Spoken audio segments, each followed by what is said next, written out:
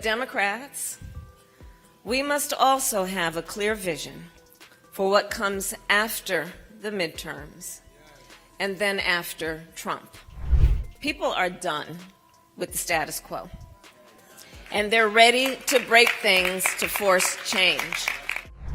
So in comes Donald Trump, casting himself as the change agent, but with empty promises to the American people. Under his leadership, we all know prices are up, inflation is up, unemployment is up, healthcare costs for millions of Americans are about to double. That just a few days ago, he said the economy was, I had to count the pluses, they're 5. A plus, plus, plus, plus, plus. That's what he said when asked, rate the economy. A plus, plus, plus, plus, plus. There is nothing A plus about any of this. Donald Trump is not the only source of our problems. He and the rise of the MAGA movement, I believe, are a symptom of a failed system. Hey, everybody!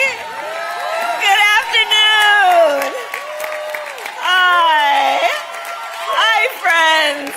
Hi, please. Have a seat.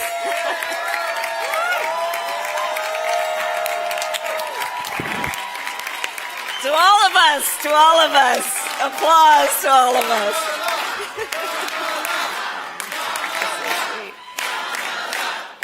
Thank you. Okay, it's my name, don't wear it out. Thank you all. That means I love you back, you know that. We've all been in these rooms together for many years, and I had a chance to greet all of the members of the podium earlier today. And Ken, I just want to say in front of everybody, thank you for your leadership. You've been doing an extraordinary job. Thank you. Thank you. So it's great to see you all. Welcome to California. How's the temperature treating you? So let me just say, let me just start by saying thank you, thank you, thank you, thank you, all of you. Not only for the support you have given me and our campaign in 2024, but most importantly, thank you for what you do for our country. You know, I know the hard work that you all do every day. It is the work that is about the weekends that just vanish. It's about the work that does not trend on social media. It's about the work that may not garner you a standing ovation after you have completed an important task that is in furtherance of what is best for our country. But you all are changing lives. We are changing lives. And we are shaping elections. And all of that strengthens our country. So I start by just saying thank you. Because I am a public face of a lot of the work that we do, and people then come up to me in various places, and when they thank me, they are thanking you for standing up for our democracy, for the rule of law, for values and principles, for community, for the breadth and depth of who we are with all of our beautiful differences as a nation.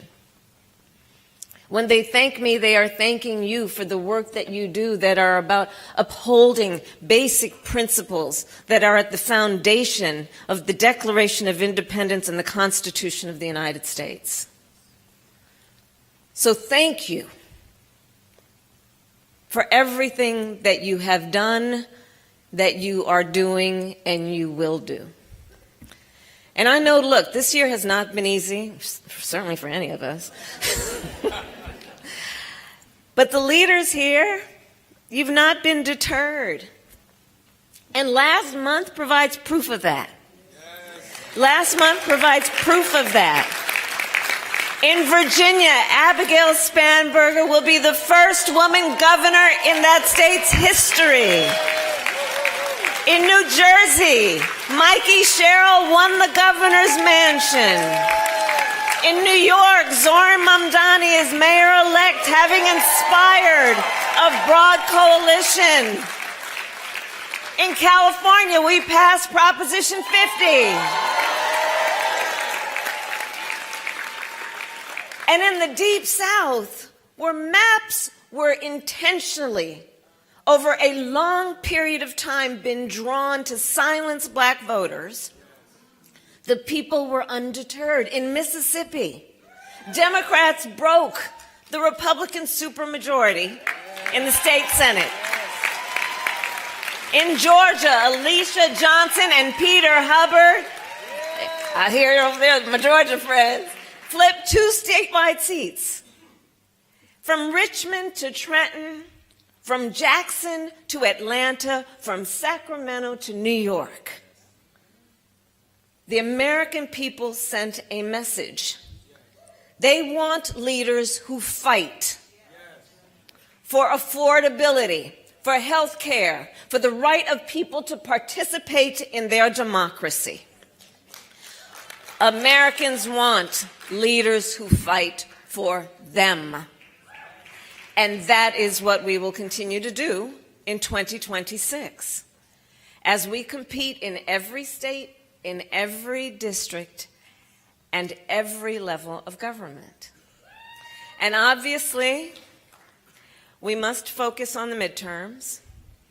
But Democrats, we must also have a clear vision for what comes after the midterms and then after Trump. We need to answer the question, what comes next for our party and our democracy? And in so doing, we must be honest that for so many, the American dream has become more of a myth than a reality. Whether it's the cost of food, energy, health care, transportation, or housing, America is facing an affordability crisis. A crisis that we are witnessing is fueling cynicism, fear, frustration, and a lack of confidence in our systems. At the same time, AI has started to displace jobs, reshape the future of work, and cause Americans across the country to fear being left behind. Meanwhile, social media, which once promised us to make us feel more connected, is increasingly making us feel more isolated and divided. And all of this is happening against the backdrop of a political system that appears to not only be fractured, but broken. Both parties have failed to hold the public's trust. Government is viewed as fundamentally unable to meet the needs of its people. In these and in so many other ways, the people feel that the very institutions that were designed to support them have failed them. And they are not wrong. We must see what is happening. People are done with the status quo, and they're ready to break things to force change. And so, real talk, right? So in comes Donald Trump, casting himself as the change agent, but with empty promises to the American people. Under his leadership, we all know prices are up, inflation is up, unemployment is up, health care costs for millions of Americans are about to double. We all know that in the midst of all this, the truth and reality of the moment, that just a few days ago, he said the economy was, I had to count the pluses, they're 5. A plus, plus, plus, plus, plus. That's what he said when asked, rate the economy. A plus, plus, plus, plus, plus. There is nothing A plus about any of this.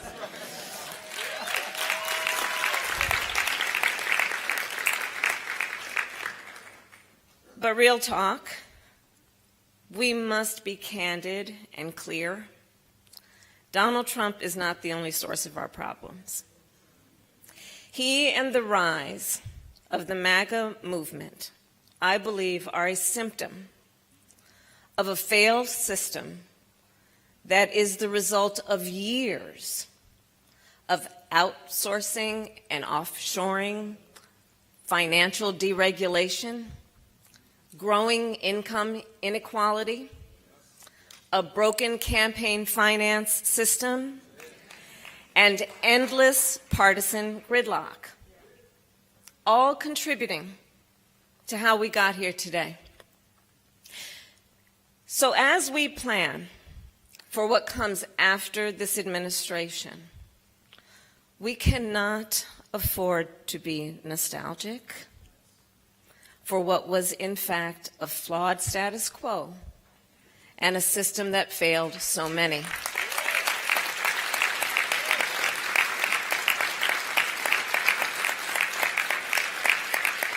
We cannot advocate for nor settle for a simple return to what existed in the past. The work ahead requires us to reinvent, to innovate, to inspire, and understand that the task before us is not just a political project. It must be a project of civic renewal. It must be a project of civic renewal. Many of you know, throughout my career, I have invoked a consistent mantra: the power is with the people. Well, this idea, we all know, comes from the founders. It's not an original thought. It comes from the founders, that in a functioning democracy, we, the people, have the power to shape our own fate. But today, Americans are skeptical of whether this remains true. Americans wonder whether hard work alone is enough to ensure a good future for themselves and their families.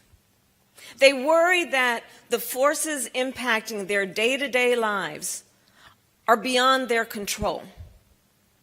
And is it any wonder when today so many of our nation's political and economic power is concentrated in the hands of the very few? Is it any wonder that the people feel this way? Is there any doubt that such concentration of power is the mark of a corrupted system, that it is corrosive to our democracy? So a primary task, I believe, must be to confront this excess concentration of power and provide greater agency to everyday citizens. We must reform our institutions in ways that will put the people back in charge, in a way that actually promotes the general welfare. And while a project of civic renewal may sound lofty, especially given the challenges of this moment, I believe that it is a necessary endeavor and that it be grounded in certain values that I know we all share. The values that all forms of work contribute to the public good and deserve dignity, and all Americans performing that work deserve to be rewarded fairly. That in addition to economic security, Americans' well-being also depend on health, safety, and connection with family and community. That technology should be harnessed on behalf of the public interest, and at its best, it should always seek to enhance human ingenuity not replace it, to deepen our connections, not sow distrust among us. That the government derives its legitimacy from the people, and so it must be responsive to the actual needs of the people, be more transparent in its activities, and most of all, that it cannot be bought by outside interests.